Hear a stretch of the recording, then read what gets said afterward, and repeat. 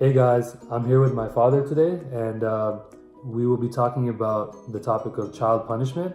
And obviously, I thought this would be relevant because he has already brought up a child himself in his life already. So let's get into the questions. All right. So the first question is, what draws the line between physical discipline and child abuse, in your opinion? So in my opinion, I think what draws the line would be that if you physically punish a child and the child gets injured or suffers an injury of some sort, then I would, that would kind of be going over the line and going into the abuse territory. Okay. So it has to deal with the injuries, and does it matter? It doesn't matter the form of punishment, like whatever your mode of disciplinary action is. Well, you don't necessarily have to be punish a child physically. You don't have to do it that way. You can punish them other ways. Mentally is usually better because it makes them think about what they did wrong and hopefully correct their behavior. If they're a good child, they would consider what their parent is telling them, think about it, and which is the mental part of it, think about it, and then correct their behavior so they don't repeat that. Okay. And my second question is, do you think that parents should hit their kids, like, in order for discipline? I think what the parents should do is try to avoid physical punishment, meaning hitting their kids or any sort of physical punishment if they can at all costs. I think the best way to do this is usually, in my experience, having brought up a child, the physical punishment goes away quickly, but the mental effect of it lasts longer. So it's much more effective if you do it mentally than physically. Okay, yeah, that makes a lot of sense. Thank you so much for taking the time out of your day for this interview. Okay, you're welcome. Yeah, we'll see you later. All right. Hey guys, today I'm here with my mother, and we're going to be doing an interview, and I'll be asking her questions that are going to test her morality. So let's get started. Okay. All right, so I'm going to ask you a series of 3 questions, Okay. and when you answer, explain why you believe this, okay? Okay. So my first question is, if you found $10 on the floor, would you keep it, and explain why? If I was young, yeah, I would. But at this age and time, I think I have learned a lot throughout the years that what values means. And after having a child, of course, I would, look at the $10 differently, because I would want my child to learn values. And so if I find at this age, I would definitely find any nearby places to see if there is any lost and found place where people can turn the money in. That's what we have at work, where we have a front desk where people would turn in wallets and money and things like that. So whoever is missing their hard-earned money will come by and pick it up, or ask people around and pick it up. So yeah, I would turn the $10 in. Okay. So my second question is, if you found $100 on the floor, would you keep it, or would you try to return it to the rightful owner, and explain why? Okay. So this time around, the amount is bigger. I would kind of first think where I find the money. If I find the money at some building, then yes, I would turn it into someone to have lost it. But if I find $100 on the beach, no, I'm not gonna look for any places to turn money in. So and location matters, right? Yeah, location matters when it comes to a bigger bill, I guess. And at the most I would do is that out of that $100, maybe I'll put some money to charity, or find some good thing to do with, maybe go to the grocery store and pay some money towards the grocery, or get somebody, homeless person, a meal or something like that. Nice. Okay. All right, and my third and final question here today is if you found $1,000 on the floor, would you keep it or would you try to return it? Or what would you do with it? And explain why. Okay, so for $1,000, it's a big money, and I think the formula would go kind of sort of similar to where I find the money. If it's like a building, I would try to find like lost and found, but if it was at the beach or on the parking lot or something like that, I wouldn't try to return the money. Maybe I can just wait and look around and see if anybody is looking for their money for a little bit. Maybe come back to my car and still kind of look around and see if anybody in the parking lot is looking for money. But then $1,000, yeah, I think I will.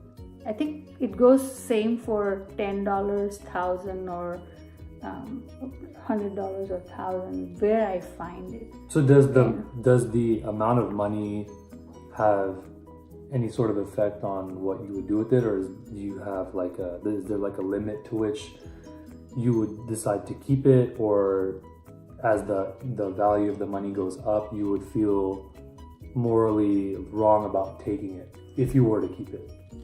I would feel morally wrong if I find the same amount of money inside the building versus at the location where you think that nobody's going to come back. Maybe they took off and not going to come back. Okay, so location is a big factor to you. Yeah. Okay. Mm-hmm. Okay. So yeah, that completes the interview. Thank you so much for taking the time out of your day to do this. Thanks for the opportunity. Yeah. All right. Hey guys, I'm here today with my friend Ashwin. What's up, gang? And we're gonna ask him a series of questions that are gonna test his morality, and let's get into it. All right. So the first question is, if you could save 20 people, but you had to sacrifice one person, would you do it? Well, so I have to sacrifice. If I sacrifice that one person, then 20 people live. But I can't save all of them. And if I don't sacrifice that one person, then those 20 people die. Right. I think.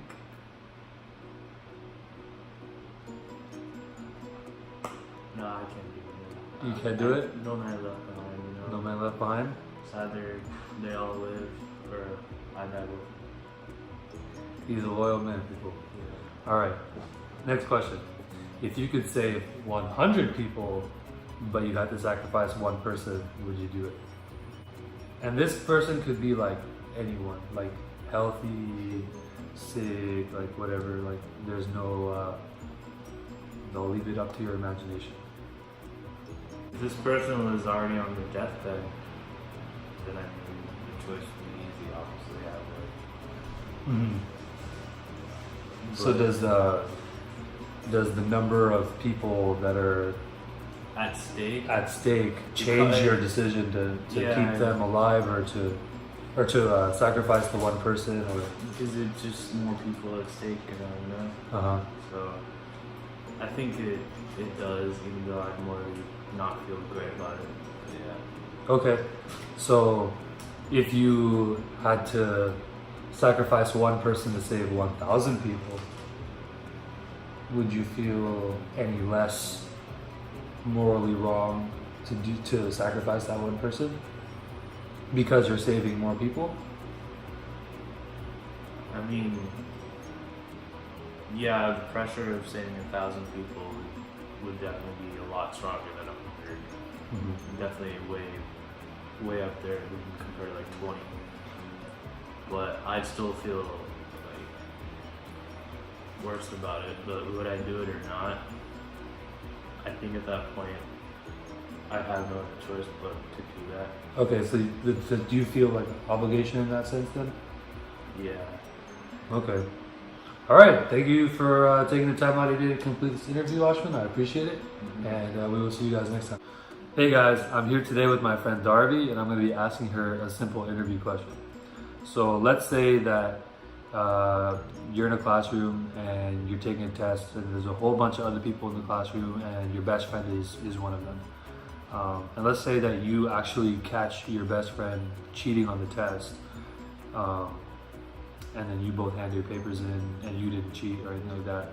And then a week later you get your results back and your friend gets a 95 on the test and you get an 80 on the test. Would you feel morally wrong if you didn't report your friend? And why would you feel this way?